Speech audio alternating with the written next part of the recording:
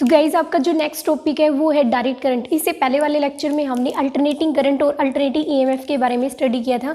Alternating का मतलब होता है कि किसी भी क्वांटिटी का अगर पीरियोडिकली और कंटिन्यूसली अगर उसका मोशन हो रहा है तो वो क्या होता है, आपका अल्टरनेटिंग होता है, अल्टरनेटिंग करंट होता है अगर करंट का मोशन हो रहा है। अगर ईएमएफ है तो अल्टरनेटिंग ईएमएफ बोल देंगे। अब हम डायरेक्ट करंट के बारे में पढ़ेंगे या फिर स्टेडी करंट। जो डायरेक्ट करंट होता है उसको हम स्टेडी करंट भी बोलते हैं। आप लोगों ने +1 क्लास में पढ़ा होगा कि जो स्टेडी होती है, स्टेडी का मतलब होता है रेस्ट, ठीक है, जिसमें रेस्ट का मतलब क्या होता है कि सिंपली मोशन और रेस्ट को हम कैसे डिफाइन कर सकते हैं।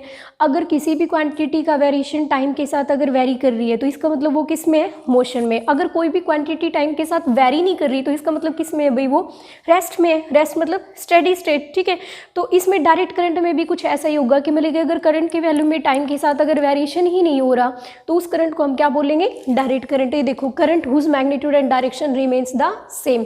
सेम का मतलब होता है कि अगर वो टाइम के साथ उसमें उसकी ना तो उसकी डायरेक्शन चेंज हो रही ना ही उसका मैग्नीट्यूड चेंज हो रहा।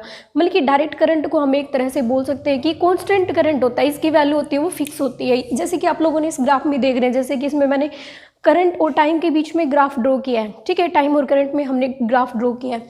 तो इसमें देखो, चाहे मैं टाइम की वैल्यू को कितना भी इंक्रीज कर लूँ, सपोज करो कि मेरे पास यहाँ पर 1 सेकेंड है, यहाँ पर 2 है, यहाँ पर 3 है, यहाँ पर 4 है, यहाँ पर 5 है, यहाँ पर 6 है, ऐसे चलता जा रहा है ये, ठीक है। और इधर की साइड करंट की वैल्यू, इधर की साइड 1 एम्पियर, 2 एम्पियर, ये 3 एम्पियर और यहाँ है मेरी 4 एम्पियर, इधर हो जाएगी आपकी 5 एम्पियर, ऐसे। तो आपकी करंट की वैल्यू तो क्या है, इसमें फिक्स है, 4 एम्पियर ही है ना। आप चाहे कितना भी टाइम के वैल्यू को इंक्रीज करते जाओ, जब भी आप इस पॉइंट से इधर की साइड मूव करोगे, 1 सेकेंड 2 सेकेंड पर आए, अब 3 सेकेंड पर, 4 सेकेंड पर, 5 पर, 6 पर, लेकिन क्या आपकी करंट की वैल्यू चेंज हो रही है, नहीं हो रही ना। करंट की वैल्यू तो कितनी है आपकी, 4 एम्पियर ही है। तो आप टाइम को चाहे कितना भी चेंज करो, मतलब कि टाइम के साथ आपकी करंट की वैल्यू इसमें चेंज नहीं हो रही। तो इसका मतलब क्या है, ये रिमेन्स कांस्टेंट। तो इस टाइप का जो करंट होता है उसको बोलेंगे हम डायरेक्ट करंट। समझ में आया, जिसकी डायरेक्शन या फिर मैग्नीट्यूड में टाइम के साथ कोई भी वेरिएशन नहीं होता है, तो उस टाइप के करंट को हम क्या बोलेंगे, इसमें डायरेक्ट करंट। अच्छा, जो डायरेक्ट करंट होते हैं अगर उसमें ऑसिलेशंस नहीं हो रही, अगर डायरेक्ट करंट में ऑसिलेशंस नहीं हो रही, अगर डायरेक्ट करंट में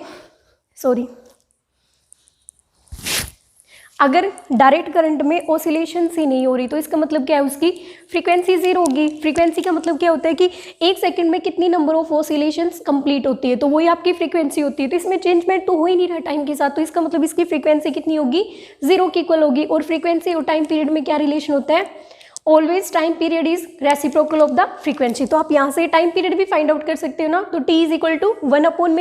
न्यू मतलब क्या होता है, फ्रीक्वेंसी। फ्रीक्वेंसी को न्यू से डिनोट करते हैं ना, तो 1/0 और समथिंग अपॉन 0 क्या होता है, इन्फिनिटी, ठीक है।